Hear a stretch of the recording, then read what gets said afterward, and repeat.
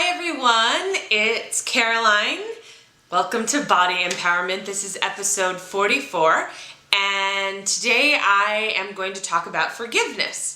The theme for this episode was inspired by my friend Alice. She goes by the YouTube handle Percy the Train, and she had sent me some thoughts of her own, and at the end she was talking about the importance of self-forgiveness, and that really inspired me just with where I'm at right now in my life. And then I started hearing the word forgiveness everywhere, and so I want to focus on that notion of self-forgiveness and forgiving the self. Yom Kippur recently happened. It's one of the holiest days in Judaism, and I myself am Jewish. And when I was in synagogue for Yom Kippur, the rabbi was talking about forgiveness in his sermon.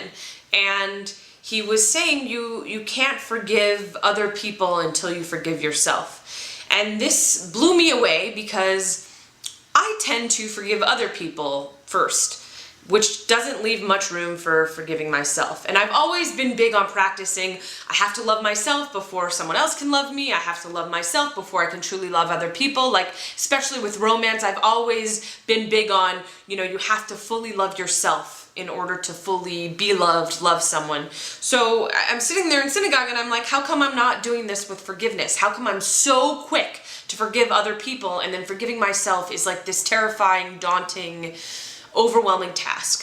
So I've been thinking a lot about that. What does it mean to forgive myself, and why is it important that I forgive myself and then forgive other people? For those of you that have been watching my videos all these years, and for those of you who are just starting out now, I had an eating disorder for 10 years, and I've now been fully recovered for 7 years. And you may have caught a glimpse of it in the videos I've posted over the last 2 years, but the last 2 years have definitely been a challenge for me, and they were a mental health, emotional challenge. There were some things that went on in certain parts of my life, and a lot of external factors that were overwhelming me with stress. And I went into a sort of low-grade depression.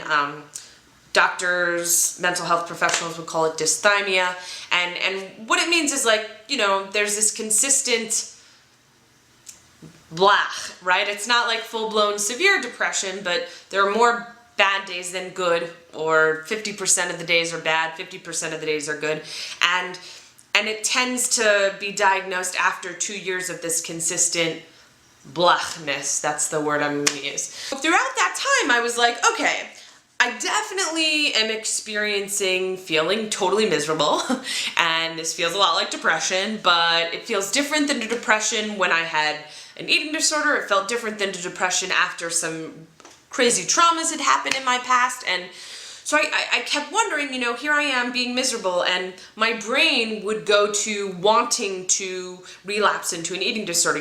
My brain, it was like, oh, we're depressed. Okay, Caroline, what do we do when we're depressed? We want to hurt ourselves. We want to not take care of our bodies. But the recovered part of me is like, right, Caroline, binging, purging, and self-mutilation are not options. So what did I have to do over these 2 years of feeling miserable? I had to sit with my feelings. And I would sit there with my feelings, and it sucked, but I never purged, I never binged, I never relapsed, I never cut myself, and that was a huge feat. But I learned a lot of information about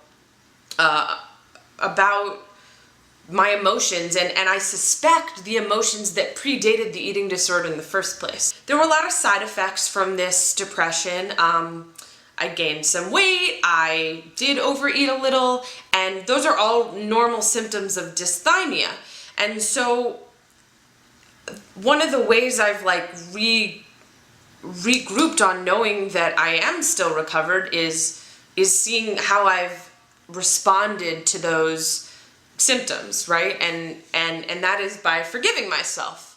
And instead of, had I still been in eating disorder mentality and gained weight or stopped taking care of my body, it would have been an awful shame spiral. Instead, I'm like to myself, it's okay, Caroline, it was a rough 2 years emotionally in terms of a total roller coaster, and life's great, and the things going on in my life are wonderful, and I'm grateful for my family and my loved ones and my health. And so, okay, I forgive myself for the things that have happened as a result of my mental health over the last 2 years. And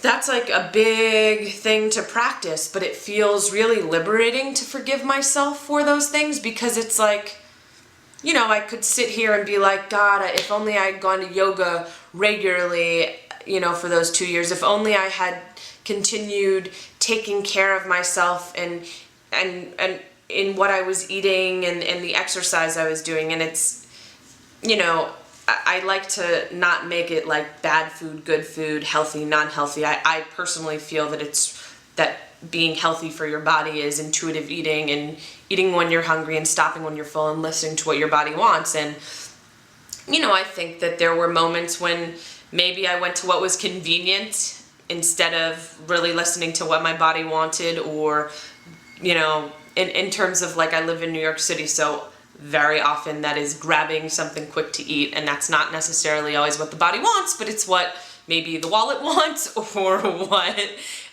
convenience and time wants. So, I'm forgiving myself for that. Throughout all this, in exploring self-forgiveness, I keep thinking about this phrase a really close friend of mine shared with me many years ago. He'd sent me an email with the link to a poem by a spoken word poet about rape. And he'd sent it to me knowing that I myself had experienced rape, and as a spoken word poet had written a lot of poems about my experience, and so I was very outspoken about this. But this was someone else's poem he wanted to share with me, and he wrote in the email, "Love yourself enough to listen to this."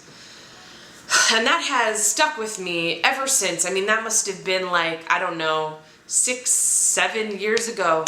And what was so amazing and powerful about that phrase, love yourself enough, he was saying, love yourself enough to hear this poem and let it be difficult and hard, but love yourself enough to know that on the other end, you're okay, right? And you're healed. And I think that's an important part of self-forgiveness. It's like, love yourself enough to forgive yourself, to let yourself feel, if you've got pain or guilt or whatever, for whatever has happened, then love yourself enough to forgive yourself. And it's not like it's an excuse to like do really harmful things to yourself. I'm not like suggesting that, but I am suggesting that forgiveness of the self is important. Take that as you will, and I hope that my sharing my experience of what exercising that new muscle for me means. Newly discovered muscle, sorry.